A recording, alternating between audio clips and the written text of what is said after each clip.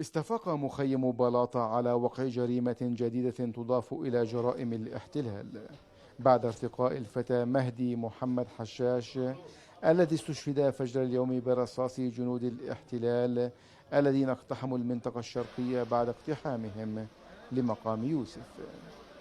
الاحتلال مجرم. دولة إسرائيل كلها هي كذبة قامت على كذب. دولة إرهابية، جيش كاذب، جيش إرهابي، جيش عديم الأخلاق، يعمل بلا أخلاق. لكن وبكل صراحة ابننا مقاوم ونعتز ونفتخر.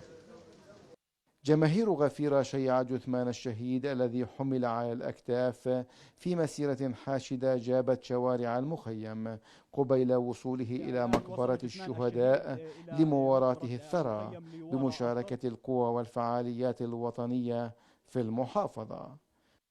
نعم، بما أن حكومات إسرائيل تعودت على الدم فهذا ليس بجديد عليهم.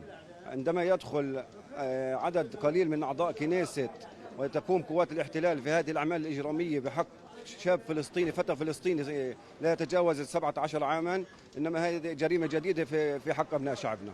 نحن نرى الانتهاكات المستمرة من قبل الاحتلال الإسرائيلي بدخول أعضاء كنيسة إسرائيلي متطرف إلى ما يسمى وما يدعى قبر يوسف في منطقة بلاطة البلد، وهذا يعني يؤكد أن هذه الحكومة القادمة هي حكومة متطرفة يمينية بمعنى الكلمة، تسعى إلى الخراب والدمار وتدمير كل ما هو حي فلسطيني. وكانت جماهير شعبنا قد واصلت تقديم قوافل الشهداء وتشييعهم على مدار سنوات ماضية جراء ممارسات الاحتلال المستمرة ضد أبناء شعبنا. الحزن والغضب يخيمان على مخيم بلاطة بعد ارتقاء مهدي حشاش هذا اليوم ونتيجة العدوان العسكري الاحتلالي على أبناء هذه المحافظة.